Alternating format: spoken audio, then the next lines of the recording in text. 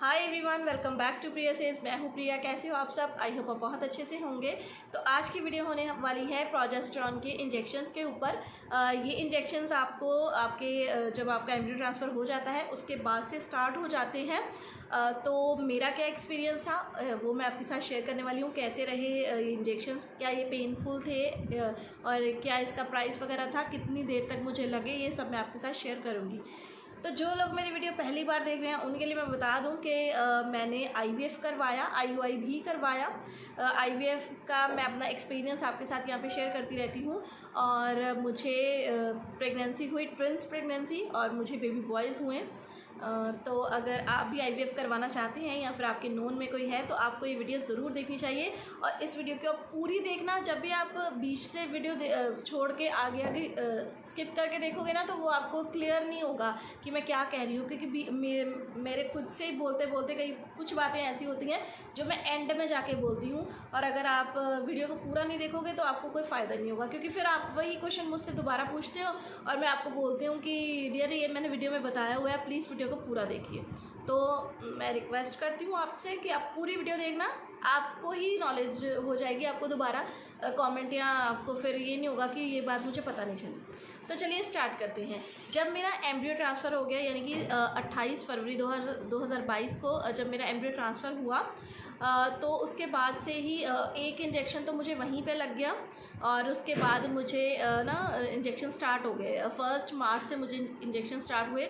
तो ये वाले इंजेक्शन लगाए क्यों जाते हैं? ये वाले जो इंजेक्शन है ना, ये हमारा जो एम्ब्रियो बनाया हुआ है उसको चिपकाने में काफ़ी ज़्यादा हेल्प करते हैं। जो प्रोजेस्टेरॉन होता है ना, वो बहुत ज़रूरी होता है प्रेगनेंसी के लिए, हमारी बॉडी में बहुत ज़्यादा ज़रूरी होता है। तो हमें बहुत सारी वेज़ में इसको दिया जाता है। हमें टैबलेट्स मिलती हैं, ऑरल मिलती हैं, आपको वजाइनल मिलती हैं, इंजेक्शन मिलते हैं। तो ये आपको बिल्कुल भी स्किप नहीं करना है कि आप बोल दो कि मैं दवाई तो ले ही रही हूँ, इंजेक्शन नहीं भी लगाऊँ तो चल जाएगा। नहीं, आपको ये बहुत ज़्यादा हेल्प करेगा। ठीक है, तो आपको इसको बिल्कुल टाइम पे ही लेना है। तो डॉक्टर ने हमें वो बोला कि पहले आप 15-16 दिन के इंजेक्शन ले लीजिए, ताकि अगर बाद में फिर आपको हो जाए, गुड न्यूज़ मिल जाए, तो आप आगे कंटिन्यू कर लीजिएगा। तो मुझे 2 तरीके के इंजेक्शन मिले। जैसे 2 ब्रांड होंगे, एक था एक्यूसिस्टन था और एक जेस्टन था, ये मुझे मिले। हर डॉक्टर थोड़ा सेम ही होते हैं, वैसे थोड़ा ब्रांड का थोड़ा फ़र्क हो जाएगा। मुझे ये 2 मिले।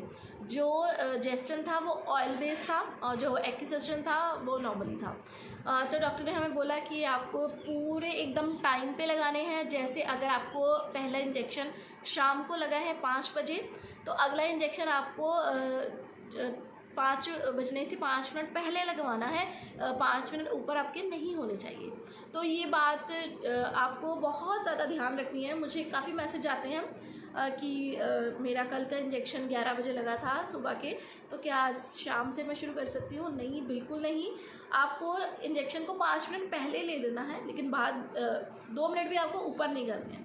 तो ये 24 घंटे के अंदर अंदर लेना होता है। ये इंजेक्शन का रूल है। ये आप ये नहीं कह सकते हैं ना कि आप अपनी मर्ज़ी से नहीं। अब आप इतनी देर से इतना लंबा आप अपना प्रोसेस करके आ रहे हो और यहाँ पे आके आप कह रहे हो कि नहीं मतलब मैं कंफर्टेबल नहीं हूँ। ये जो प्रोसेस है ना, इसमें आप अपना कंफर्ट भूल जाइए। पहले तो मैं आपको बता दूं, अगर आप IVF करवाने लगे हो, क्योंकि बहुत बार ऐसी चीज़ें होती हैं, हम चेकअप ही करवाने जाते हैं, कुछ लड़कियां होती हैं वो कंफर्टेबल ही नहीं होती चेक करवाने के लिए। जैसे वजाइनल सोनोग्राफी ही नॉर्मली की जाती है। जितनी देर तक आपकी प्रेगनेंसी कंफर्म नहीं हो जाती उतनी देर तक आपको हमेशा ही, जब भी जाओगे, आपको वजाइनल आपकी सोनोग्राफी ही की जाएगी। तो अगर आप कंफर्टेबल, आपको लगता है कि आप किसी का हाथ लगवाते टाइम आप कंफर्टेबल नहीं हो, तो IVF या IUI पहले आप थोड़ा सोच लीजिए, इसकी इंफॉर्मेशन ले लीजिए, फिर ही आप जाइए। तो जैसे मुझे 2 तरीके के इंजेक्शन मिल गए। एक दिन मुझे एक इंजेक्शन लगवाना था, दूसरे दिन दूसरा लगवाना था। तो पिछली बार जब मैंने 2 बार एम्ब्रियो ट्रांसफ़र हुआ। फर्स्ट अटैम्प्ट में मेरा सक्सेसफुल नहीं हुआ था। हालांकि एम्ब्रियोज मेरे बने पड़े थे। जो मेरे एग्स थे वो एक ही बार में मिल गए थे। जैसे मेरे सिर्फ 5 ही एग्स मिले थे और उससे 3 एम्ब्रियो बने थे। सिर्फ मेरे ट्रांसफ़र 2 बार हुए हैं, लेकिन मेरे इंजेक्शन जो एग्स बनने के इंजेक्शन थे वो एक ही बार लगे। ठीक है, तो जैसे जब मेरा सेकंड टाइम था तो मैंने क्या किया, हमारे घर के पास ही एक छोटा सा हॉस्पिटल है, तो मैंने वहाँ पे बात की कि मुझे ऐसे ऐसे इंजेक्शन लगवाने हैं। तो उन्होंने मुझे बताया कि आपको 200 हम चार्ज करेंगे, हम आपको सिरिंज भी प्रोवाइड कर देंगे और इंजेक्शन लगवा देंगे। तो हमने कहा कि सिरिंज की क्या बात है, वो तो हम अगर इंजेक्शन लेंगे तो सिरिंज भी ले लेंगे। तो जो ये मेरे 15 दिन के इंजेक्शन थे, वो पहले मैं आपको बता दूं, ये मेरे 2000 और 2500 के बीच बीच में मेरे 15 इंजेक्शन आ गए थे।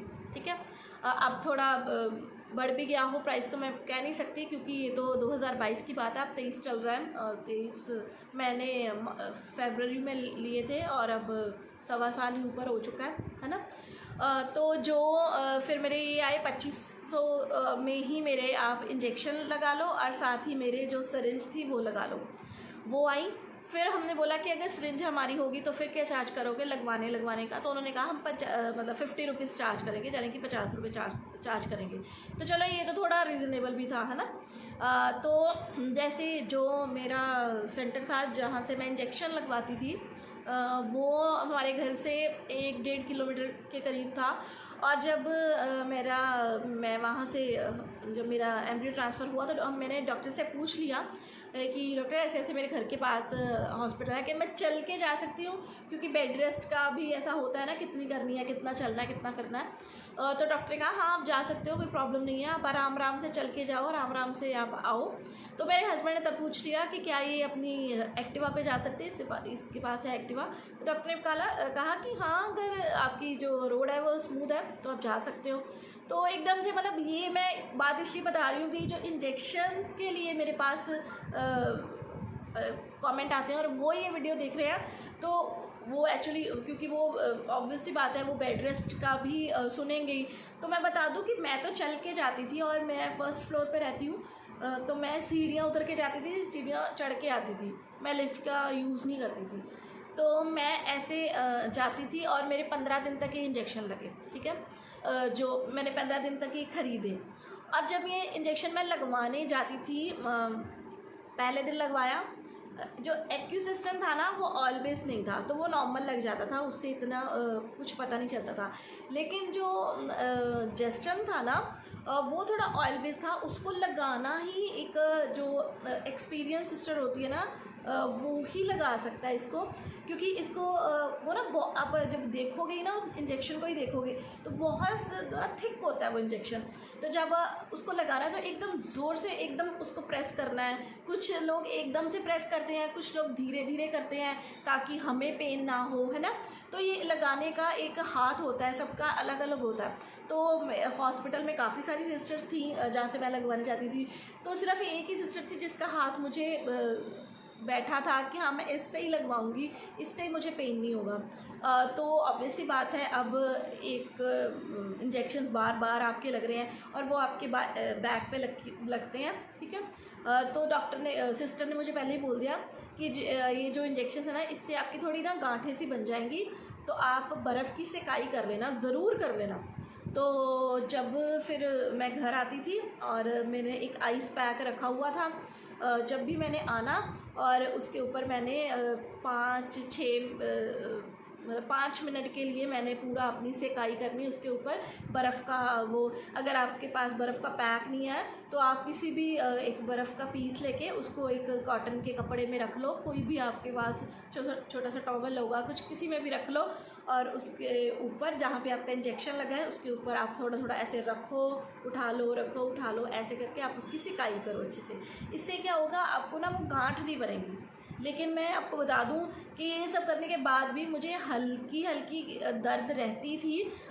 फिर जैसे फर्स्ट टाइम था ना जब थोड़ा 2-3 इंजेक्शन लगे थे, पहले तो मुझे बड़ा लगा कि हाई बड़ी दर्द हो रही है। जब मैं इस साइड लेटती थी जहाँ पे ऑयल बेस्ड इंजेक्शन लगता था, उस साइड पे तो काफ़ी पेन होती थी। लेकिन फिर आगे जैसे ना एक आदत सी हो जाती है कि चलो ये तो अब लगना ही है, तो ऐसे करके आपका एक माइंड सेटअप भी हो जाता है कि कोई बात नहीं, अब तो होना ही है, चलो हो जाए। तो नो डाउट काफ़ी टाइम के बाद तक मेरा मुझे जैसे लगते रहे इंजेक्शन, तो मुझे फिर मैं थोड़ी कंफर्टेबल हो गई कि चलो कोई बात नहीं, अब तो ये लगनी है। तो लेकिन अगर आप साइड लेते हो और बैठने उठने में आपको थोड़ी दिक्कत होती है। ये बिल्कुल नहीं बोल सकते कि आपको जैसे वो हमारे एग्स वाले इंजेक्शन लगते हैं उससे में तो पता भी नहीं चलता है ना, वो तो थाइस पे लगते हैं तो वहाँ पे कोई गांठें वगैरह नहीं बनती। लेकिन ये वाले जो इंजेक्शंस हैं इससे आपको गांठें बनती हैं और आपको पेन भी होता है। तो आप अपना थोड़ा ध्यान रखिए, इसके साथ आप बर्फ़ की सेकाई ज़रूर कीजिए। और जैसे फिर मुझे 15 दिन के लिए इंजेक्शन मिले, तो फिर मेरी प्रेगनेंसी कंफर्म हो गई। मैंने 15 तारीख को अपना घर पे टेस्ट किया, लास्ट इंजेक्शन मैं यहाँ से लगवा के आई। और फिर 16 को मैंने ब्लड टेस्ट करवाया, उसमें पॉजिटिव आया। तो उसी दिन फिर डॉक्टर ने बोल दिया कि बेटा अब मैं इसको लगवाऊंगी, अभी मैं कुछ नहीं कह सकती कि मैं कितनी देर आपको लगाऊंगी, आपकी बॉडी जैसे रिएक्ट करेगी मैं उस हिसाब से ये इंजेक्शन आपको दूँगी। तो फिर हमने खरीद ही लिए जितने खरीदने थे। लेकिन फिर हमें था कि अभी कितनी देर तक हमें लगेंगे। फिर ये मुझे जो इंजेक्शन थे मुझे आई थिंक 7 मई तक ये मुझे इंजेक्शन लगे। मुझे मेरा एक अल्ट्रासाउंड हुआ था उस टाइम पे, फिर डॉक्टर ने बोल दिया हाँ मुझे 2.5 महीने आप बोल सकते हो, 2.5 से 3 महीने तक ये मुझे इंजेक्शंस लगे।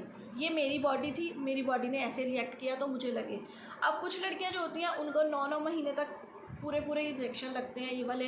अब जैसे मुझे इसके साथ इंजेक्शंस के साथ मेडिसिन्स भी मिलती हैं प्रोजेस्टेरॉन की, और जो मेरी वजाइनल जो थी मेडिसिन थी प्रोजेस्टेरॉन की, वो तो मुझे पूरे 8 महीने, जैसे मेरे 8 महीने में मेरे बेबीज़ हो गए, तो वो तो मेरी तब तक चली। जिस दिन हम जब भी हॉस्पिटल जाते थे हम तो सोचते थे चलो इंजेक्शन तो बंद हो गए, क्या पता अब वो वाली दवाई भी बंद हो। सस्टेन में रखती थी, सभी रखते होंगे नॉर्मली, ये तो सबको ही IVF में मिलती है। तो लेकिन वो मुझे मेरी दवाई बिल्कुल बंद नहीं हुई। वो मुझे लास्ट जिस दिन मेरा ऑपरेट हुआ उस दिन बस बंद हुई, जो हुई वो भी मेरा एकदम सही हो गया। उसका एक्सपीरियंस मैं आपके साथ शेयर करूँगी बड़ी जल्दी। लेकिन जो मेरे इंजेक्शन थे वो मेरे 2.5 से 3 महीने तक लगे। और फिर मुझे जैसे थोड़ा जो थे वो सिम्टम्स आने स्टार्ट हो गए थे, तो फिर तो मुझसे चल के जाया नहीं जाता था, मुझे बहुत ज़्यादा मेरी सांस फूलती थी, जिस वजह से फिर मैं घर बुलाने लगी। और जब मैं घर बुलाती थी मेरे ही सिरिंज थी और मेरे इंजेक्शन थे, तो वो मुझे 100 रुपीज़ चार्ज करते थे। लेकिन जब मैं डॉक्टर के पास जाके, यानी कि क्लिनिक था वहाँ पे लगवाती थी, तो मुझे 50 रुपीज़ चार्ज होते थे। तो हाँ इसमें दर्द होता है, लेकिन दर्द के लिए आपको थोड़ा सा सहन करना पड़ेगा और थोड़ा सा आपको बर्फ़ की सेकाई कर दीजिए। बाकी आप चीज़ें इसके ऊपर गर्म चीज़ की सेकाई बिल्कुल नहीं होती, इस पर ठंडी चीज़ की ही होती है और बर्फ़ की ही होती है, तो आप सेकाई कर दीजिए। और ये इंजेक्शन्स आपके लिए बहुत ज़रूरी हैं। जिस टाइम पे आपका इंजेक्शन लगा है पहले दिन का, उससे 5 मिनट पहले ही आपको लगवाना है, आपको डिले नहीं करना है, आपको उससे लेट नहीं करना है। तो ये प्रोजेस्टेरॉन के इंजेक्शन्स हमारे बेबी को चिपकने में काफ़ी ज़्यादा हेल्प करते हैं, तो ये इंजेक्शन हमारे लिए बहुत ज़रूरी होते हैं। तो आई होप मेरी इस वीडियो से आपको हेल्प मिली है, तो प्लीज़ फिर वीडियो को लाइक करना और मेरे चैनल को सब्सक्राइब ज़रूर करना। आप चैनल को देखते हो, वीडियो देखते हो, लेकिन सब्सक्राइब नहीं करते, ये गलत बात है डियर। प्लीज़ आप मेरे चैनल को सब्सक्राइब करिए और जिसको इसकी ज़रूरत है उसके साथ इसको शेयर ज़रूर कीजिए। तो चलिए मिलती हूँ आपको अपनी अगली वीडियो में, तब तक के लिए बाय बाय।